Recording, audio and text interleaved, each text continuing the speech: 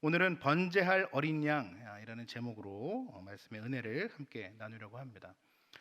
오늘 본문 말씀은 우리가 너무나 잘 아는 아브라함과 이삭의 이야기입니다. 먼저 오늘 본문의 내용을 간단하게 줄거리를 소개하면 이렇습니다. 아브라함이 하나님께 약속을 받고 그의 나이 100세가 되었을 때 마침내 그는 약속의 아들 이삭을 낳게 됩니다. 그래서 그 귀한 아들을 이삭을 기르면서 그의 말년, 그의 노년은 이제 어떻게 보면 행복한 그런 노년을 보내고 있을 때였습니다. 근데 그때 그런 아브라함에게 하나님께서 오셔서 한 가지 명령을 주십니다.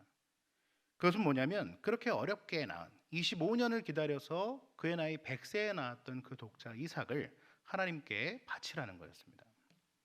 창세기 22장 2절 말씀에 보면 내 아들 내 사랑하는 독자 이삭을 데리고 모리아 땅으로 가서 내가 내게 일러준 한 산 거기서 그를 번제로 드리라 이렇게 말씀합니다. 사실 구약 성경에 한나도 자신의 자식이었던 사무엘을 하나님께 바쳤었습니다. 근데 한나가 사무엘을 바친 건 성전에 아기 사무엘을 맡기고 이제 그 아이가 자라면서 하나님의 일을 계속 감당하는 하나님의 일꾼으로 바친 거였고, 지금 아브라함이 받은 독자 이삭을 바쳐라라고 하는 이 명령은 그렇게 하나님의 일꾼으로 그의 인생을 바쳐라 이게 아니라 실제 번제물의 제물로 삼아서 그의 생명을 취하라라는 내용이었습니다. 그러니까 다른 명령이었던 거죠. 오늘 본문은 그런 하나님의 명령에 아브라함이 어떻게 반응을 했느냐, 그리고 그런 아브라함의 반응을 또 하나님은 어떻게 보셨고 하나님이 어떻게 그 아브라함에게 응답해 주셨느냐, 이것을 다루고 있는 그런 본문의 내용입니다. 우리가 이 본문을 통해서 먼저 살펴볼 걸 첫 번째는 뭐냐면 아브라함을 시험하고 계시는 하나님의 명령에 관한 겁니다. 1절 말씀에 보면 하나님께서 아브라함을 부르시는데 여기 보면 좀 재밌는 표현이 있습니다. 1절 말씀을 같이 한번 보시면 그 일 후에 하나님이 아브라함을 시험하시려고 그를 부르시되라고 이야기합니다.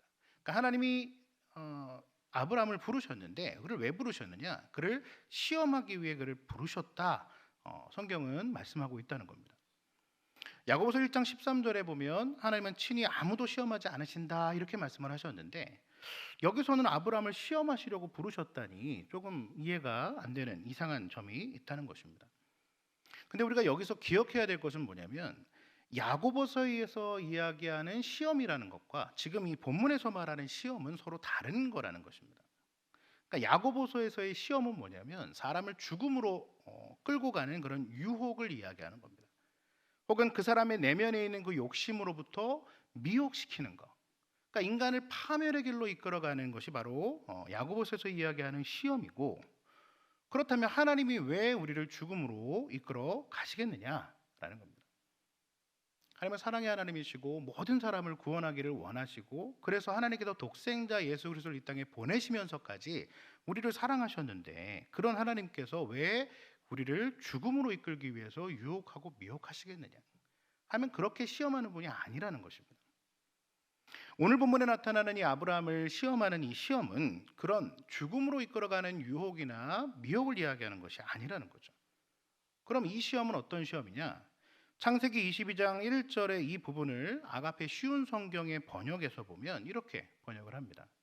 개역개정 우리가 읽고 있는 성경에 보면 하나님이 아브라함을 시험하려고 하셨다, 시험하시기 위한 목적으로 그를 부르셨다라고 말씀을 하는데, 이 똑 동일한 부분을 아가페 쉬운 성경에서는 뭐라고 번역을 하냐면 하나님께서 아브라함의 믿음을 시험하셨다, 믿음을 시험하려고 그를 부르셨다, 이렇게 해석을 할 수 있다라는 것입니다.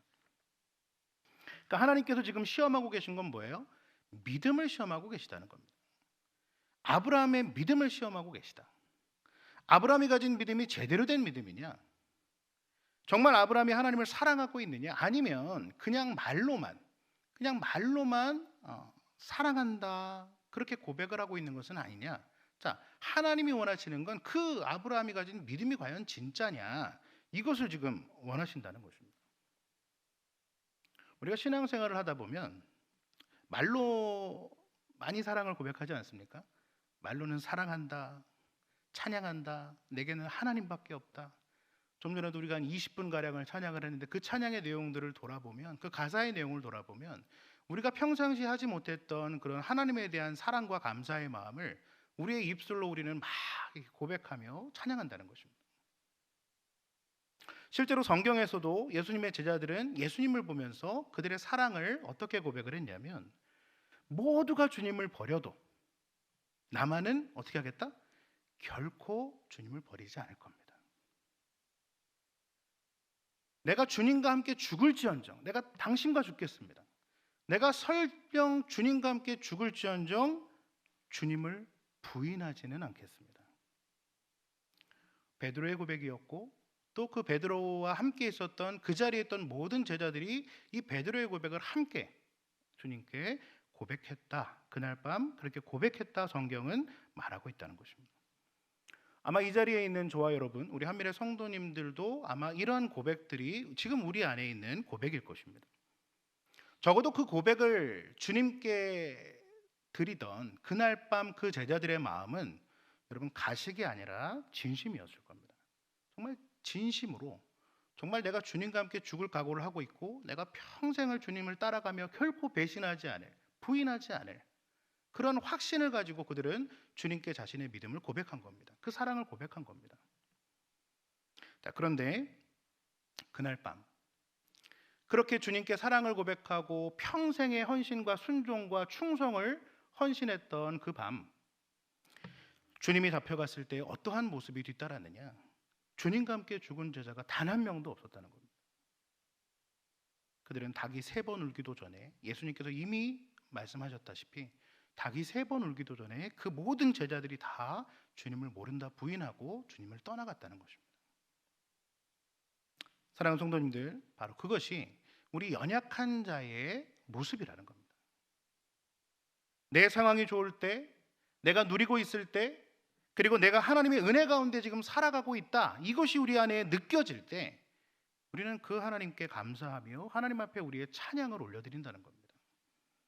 마치 영원히 그 찬양의 자리, 그 예배의 자리에서 내가 하나님과 함께 할 것입니다. 내가 당신을 결코 부인하는 일이 없을 겁니다. 내가 죽어도 당신과 함께 죽겠습니다 라는 그 제자들의 다짐처럼 우리도 역시 다짐하고 또 결단한다는 것입니다.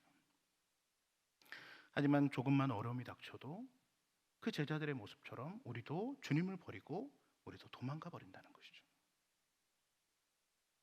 영원히 하나님과 함께 할 것 같았던 그 자리를 버리고, 그 아름다운 교회, 하나님의 교회를 등지고 버리고 저 세상에 나가서 나는 하나님을 모른다, 나는 그런 교회 모른다, 내 믿음을 부인하고 여전히 세상에 숨어서 교회를 손가락질하는 사람으로 살아갈 때가 우리 안에 있다는 것입니다. 그런 우리의 모습을 생각해 보면 어떨 때는 좀 화가 나기도 합니다. 어쩜 저럴 수 있을까? 하지만 그것이 또 우리 안에 있는 연약함이라는 것을 우리가 누구보다 잘 알기 때문에 우리는 낮아진 모습으로, 더 낮아진 모습으로, 그것이 깨달아질 때마다 우리는 하나님 앞에 더 겸손하게 나아간다는 것입니다. 하나님은 아브라함의 믿음도 혹시 그런 믿음인지, 아니면 정말 그 입술의 고백을 행동으로 옮기는 믿음을 가진 사람인지, 그 마음의 사랑을 하나님 앞에 행동으로 실천하는 믿음을 가진 것인지, 하나님은 그 아브라함의 믿음을 알고 싶으셨던 겁니다. 보고 싶으셨던 거예요. 결론적으로 말하면 아브라함은 그 시험을 어떻게 했을까요? 아주 성공적으로 수행했습니다. 자기 자신의 믿음, 하나님을 향한 사랑, 그 믿음, 그것을 그는 투철하게 증명해내었습니다. 참 얼마나 감사한지 모르겠습니다. 아브라함에게 대신해서 참 감사하는 마음이 큽니다. 12절 말씀해 보면 이 아브라함이 믿음을 실천해내었을 때 그를 보면서 하나님의 사자가 그에게 뭐라고 얘기하냐면, 네가 네 아들 네 독자까지도 내게 아끼지 아니하였다. 내가 이제야 네가 하나님을 경외하는 줄을 알겠다. 그렇게 아브라함의 믿음을 칭찬하는 걸 보게 됩니다. 믿음을 시험하시는 하나님 앞에 아브라함은 당당하게 자신이 너무나 사랑하는 그 독자 이삭까지도 하나님 앞에 아끼지 않는 믿음을 보여줌으로써 자신의 믿음을 그는 증명해 내었다는 것입니다. 바로 그 아브라함의 믿음이 오늘 이 자리에 하나님 앞에 예배하시는 우리 한미래 성도님들의 믿음인 줄로 믿습니다. 그래도 혹시라도 조금 미흡하신 분이 계시더라도 오늘 이 밤 하나님 앞에 기도하며 나아가는 이 밤, 말씀을 듣는 이 밤, 우리가 독자까지도 아끼지 않는 믿음으로 내가 이제 하나님을 더 기쁘시게 하는 성도가 되겠다 다짐하고 결단하는 우리 성도님들이 되시기를 주님의 이름으로 축복합니다. 아멘. 자, 그러면 아브라함은 그런 하나님의 시험에 어떻게 반응하면서 결국 독자 이삭을 하나님 앞에 바치는 믿음을 증명해 내었느냐? 여러분, 솔직히 고민하지 않았다면 거짓말이죠. 그죠? 하나님의 명령에 따르자니 내가 너무나 사랑하고 25년 만에 그의 나이 100세에 얻었던 독자 이삭이 죽고, 또 하나님의 명령을 거부하면 내 자녀는 살겠지만 하나님과 나와의 관계가 거짓된 관계로 끝이 나버리게 되는 겁니다. 아브라함으로서는 죽이지만 살려야 되고 또 살리지만 또 죽여야만 되는 그런 딜레마에 그는 빠지게 된 것입니다. 우리가 그런 상황에 처하게 되면 어떻게 될까요? 많은 분들의 모습을 지켜봤을 때 그런 선택을 포기하는 걸 보게 됩니다. 왜 포기하냐면 어느 것 하나 선택할 수 없다고 생각하는 거야. 어느 것 하나 내가 포기할 수 없다라고 그들은 생각하고 있기 때문인 겁니다. 하지만 그것은 그 삶의 정당한 올바른 해결책이 될 수 없다는 겁니다. 우리가 믿음 생활을 하다 보면 반드시 선택이라는 것은 필요하다는 것이죠. 아브라함은 그것을 알았기 때문에 그는 선택을 했는데, 그 선택은 뭐냐? 하나님의 말씀을 따라가는 것, 하나님의 말씀을 순종하는 거였습니다. 오늘 본문에서는 그 선택, 하나님의 말씀을 따르는 그 선택을 세 가지 과정으로 이야기하는데, 첫 번째는 뭐냐? 일찍 일어나는 거였습니다. 일찍 일어난다. 자, 창세기 22장 3절 앞부분에 보시면 아브라함이 아침에 일찍 일어나 나귀의 안장을 지우고 라고 이야기합니다. 제가 신앙생활 하면서 또 성경책을 보면서 연구하고 설교를 준비하고 하면서 믿음의 사람들이 보이는 공통적인 특징을 살펴보니까 뭐냐면, 마음의 번민은 있어요. 어떠한 믿음의 사람도 그 마음의 고민과 번민은 있습니다. 그리고 그 고민이 좀 커요. 우리가 생각하는 것보다 더 많은 고민과 번민을 가지고 있는데, 중요한 건 뭐냐? 고민도 있고 번민도 있지만 결정이 빠르다는 겁니다. 때로 사람들은 번민이 생기고 선택해야 될 것이 자신 앞에 놓이게 되면 시간을 좀 달라고 이야기합니다. 조금이라도 늦게 선택할 수 있도록, 조금이라도 내가 생각할 시간을 내게 달라고, 그 생각할 시간을 원하며 그 시간을 달라는 겁니다. 그럼 어떻습니까? 늦어지면 늦어질수록 이 결정이 빨리 확실하게 결단이 될까요? 그렇지 않다는 겁니다. 늦어지면 늦어질수록 내 마음속의 번민은 점점 눈덩이처럼 더 불어만 가게 되어 있습니다. 그리고 생각지도 않았던 문제들이 그곳에 또 가지를 치고 또 가지를 치면서 어느샌가 내 마음속에는 고민의 숲이 만들어지게 되는 겁니다. 그리고 그 고민의 숲 안에 들어가면 어떤 결과를 내놓느냐? 내가 원하는 답이 거기서 출력이 됩니다. 그렇기 때문에 아브라함은 일찍 일어난 겁니다.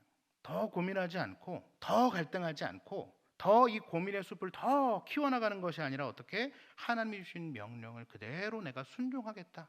그 다음날 아침 일찍 일어나는 것으로 그는 선택을 보여준 것입니다. 그 다음 두 번째 선택은 번제에 쓸 나무만 가져갔다는 겁니다. 번제에 쓸 나무만 가져갔다. 자, 역시 3절 뒷부분에 보시면 나귀의 안장을 지우고 두 종과 그의 아들 이삭을 데리고 번제에 쓸 나무를 쪼개어 가지고 떠나라고 이야기합니다. 자, 무슨 말이냐? 번제에 쓸 나무 외에는 준비하지 않았다는 겁니다. 혹시, 자, 우리 신앙에서 가장 여러분 주의하셔야 될 그 단어가 뭐냐면 혹시 필요하지 않을까? 혹시 하나님이 깜빡하시면 어떨까? 산에 다 올라가고 믿음으로 산에 다 올라갔는데 혹시 하나님이 까먹으셔서 번제할 어린 양을 준비해 주시고 이삭을 살리셔야 되는데 하나님이 까먹으시면 어떻게 하나? 혹시 하나님을 위해서 내가 조금 어린 양을 하나 가져가면 어떨까? 네, 이런 생각을 그는 하지 않았다는 겁니다. 우리가 신앙생활하면서 어떤 모습을 보냐면 플랜 B를 꼭 준비한다는 겁니다. 영화식으로 보면 플랜 B, 그죠? 만약 A가 안 되면 B라도 해보겠다는 거죠. 어떻게 보면 준비성이 투철한 모습인 것처럼 보일 수도 있지만, 자, 실상으로 그 안으로 들어가 보면 그 민마음은 뭐겠습니까? 내 마음속에 하나님이 원하시는 A를 드릴 마음이 없다는 거예요. 물론 우리가 사회생활을 할 때는 플랜 B가 중요합니다. 저도 이제 상담을 하고 사람들을 만나고 사회생활 속에서 어떤 플랜 A와 플랜 B를 가지고 또 합리적인 선택을 하게끔 많이 상담을 도와드리지만, 우리가 사회생활하고 합리적인 결정을 도출하기 위해서는 플랜 B를 준비하는 것이 너무나 중요한 것이지만, 지혜인 것이지만, 그것이 우리의 삶에 꼭 갖춰야 될 점이지만, 하지만 그것은 사회생활할 때 그런 것이고, 여러분 신앙, 하나님 앞에서의 신앙에서는 오직 순종과 결단만이 중요하다는 것입니다.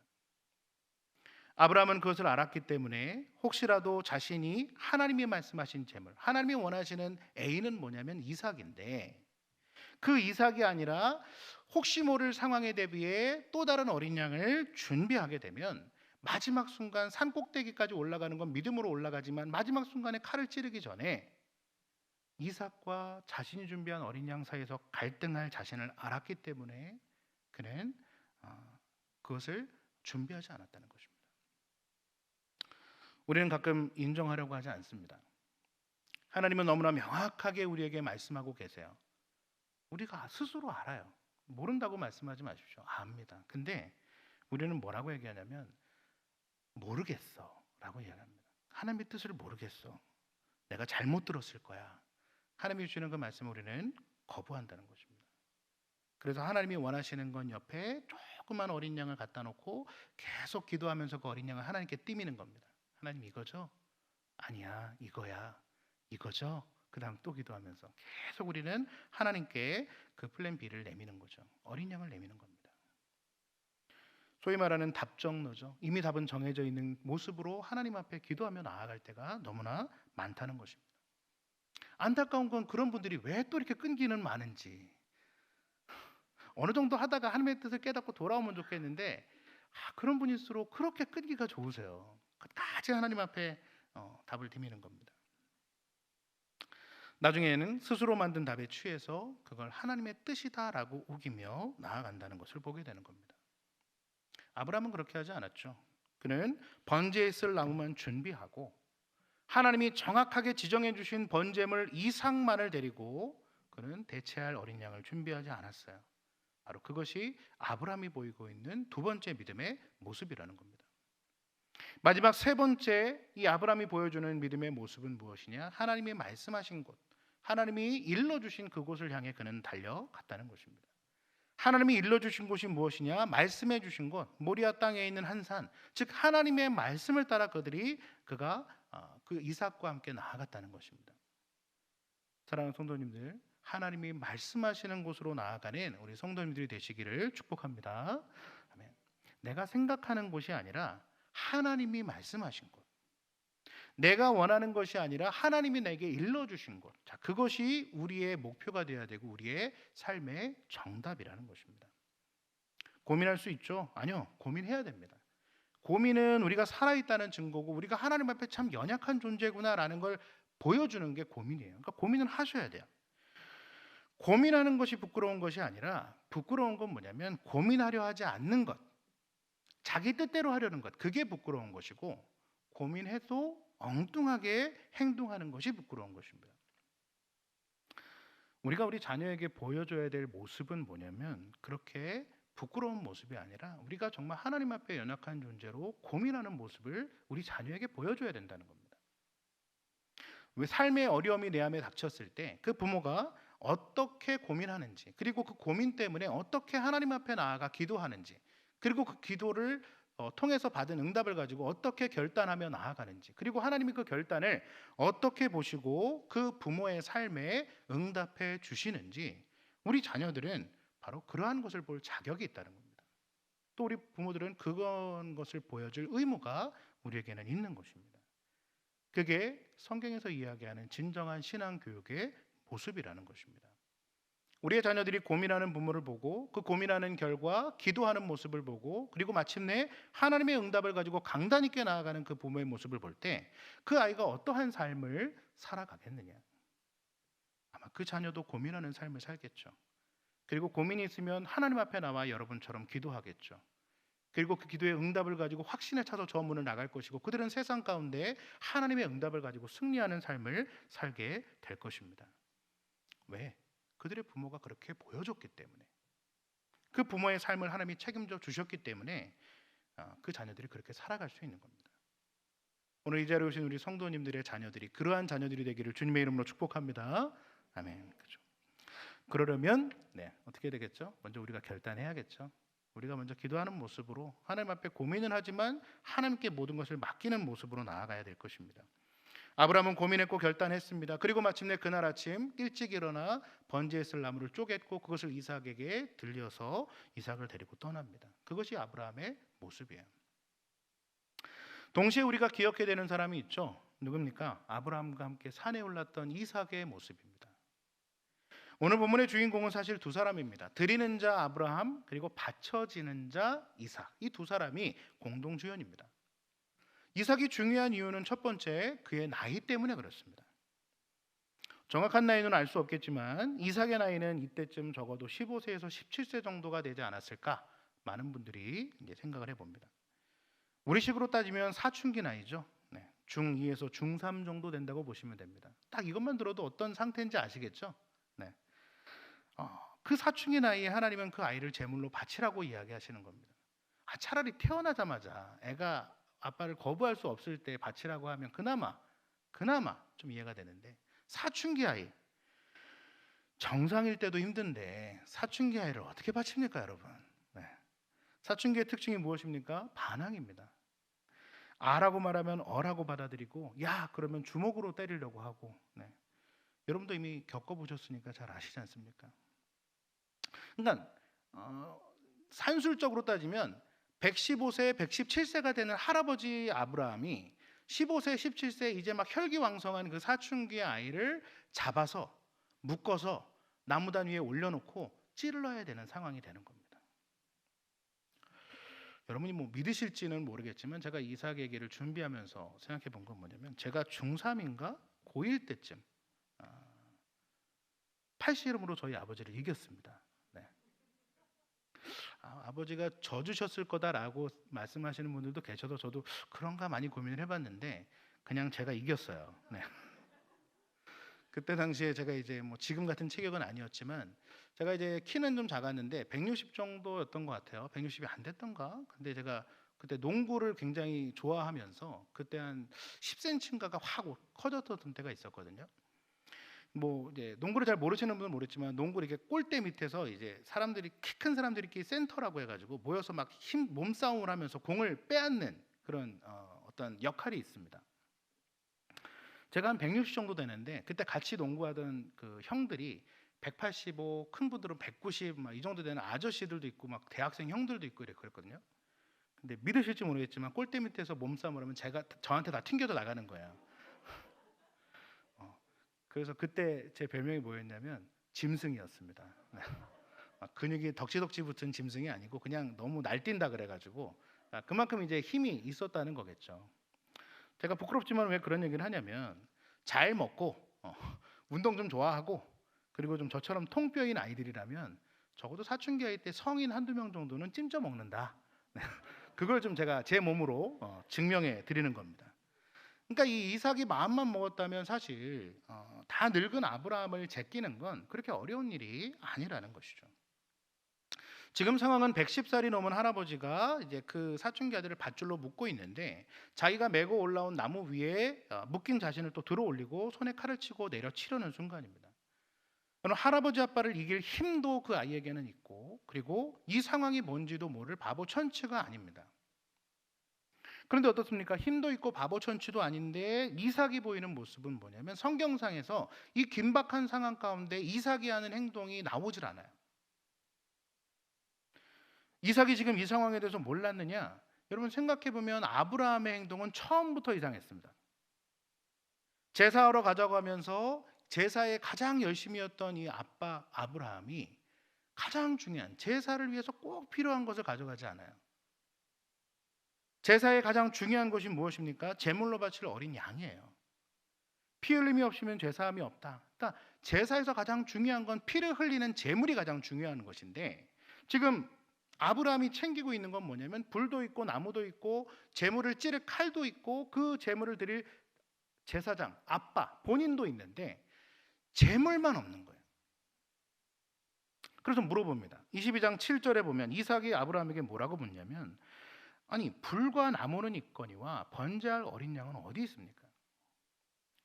그러니까 아버지 아브라함이 22장 8절에 보면 이어서 뭐라고 하냐면 번제할 어린 양은 하나님이 자기를 위하여 친히 준비하실 것이다 말씀을 합니다. 그러니까 말은 어렵지만 한마디로 말하면 뭐예요? 이겁니다. 넌 신경 쓰지 마. 하나님이 다 준비해 놓으셨어. 이게 아브라함의 말이었고 이삭은 그 말을 딱 듣는 순간 고민이 시작됩니다. 네. 사춘기답게 예민합니다. 눈치도 빨라요.